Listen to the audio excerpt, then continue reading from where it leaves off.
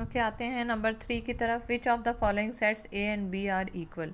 ये तमाम left hand side पे सेट ए दिए हुए हैं, तमाम बी दिए हुए हैं। चारों ऑप्शन में से कौन से सेट्स हैं जो इक्वल हैं। इक्वल सेट्स की डिमांड होती है कि जितने एलिमेंट्स फर्स्ट सेट में गिवन हैं उतने ही एलिमेंट्स सेकंड सेट में भी होने चाहिए, लेकिन elements should be same, right.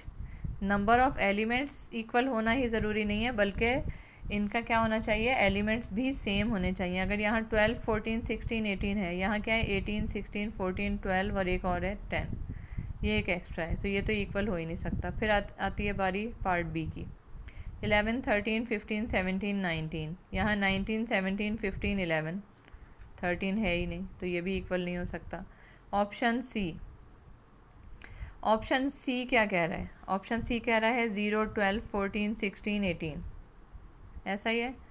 यहाँ आते हैं 12, 14, 16, 18, यहाँ पे 5 एलिमेंट्स, यहाँ 4 एलिमेंट्स। देखें ना, नंबर ऑफ एलिमेंट्स ही जहाँ चेंज हो जाते हैं वो तो इक्वल सेट में आ ही नहीं सकते। लास्ट ऑप्शन डी 10, 15, 20, 20, 15, 10, दोनों एलिमेंट्स सेम लग रहे हैं, तो ऑप्शन डी को हम टिक कर देते हैं। ठीक है, इसका कोई ऐसा रफ वर्क नहीं था, ओरली भी हमने देख लिया कि नंबर ऑफ एलिमेंट्स भी सेम है और एलिमेंट्स भी सेम है। ठीक है, फिर आ जाएं पार्ट 4 की तरफ। MCQ number 4, let set Q is equal to fruits which grow on trees. ये 4 तरह के सेट्स दिए हुए हैं, बल्कि 5, ठीक है ना। सेट ए जो है ब्रिंजल, मैंगो, बनाना। ओके, फिर बारी है सेट बी की, मैंगो, पियर, ऑरेंज। फिर सेट सी टोमेटो, कैप्सिकम, बनाना, मैंगो।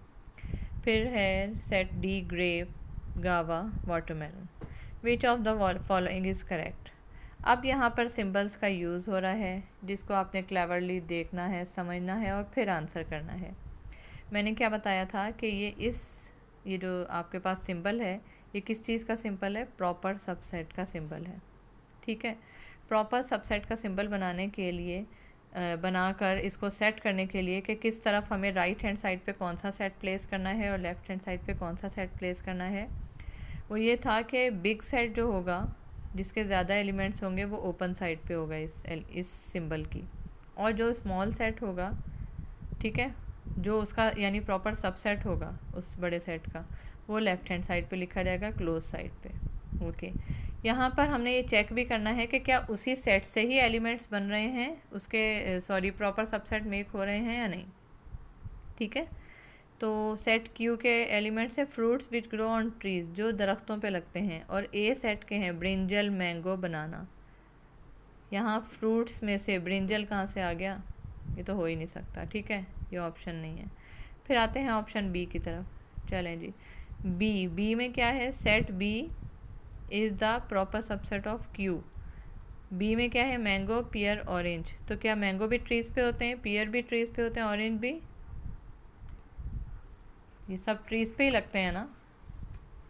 किस चीज़ पे लगते हैं, आपका क्या ख्याल है, ट्रीज़ पे ही लगते हैं, तो डेफिनेटली फिर क्या हो जाएगा, सेट ये वाला जो है ये इसका प्रॉपर सबसेट है, तो ये ऑप्शन सही हो गया। बाकी दोनों ऑप्शंस को पढ़ लेते हैं, आई थिंक ये नहीं होंगे, कोई एक ऑप्शन ही करेक्ट होता है।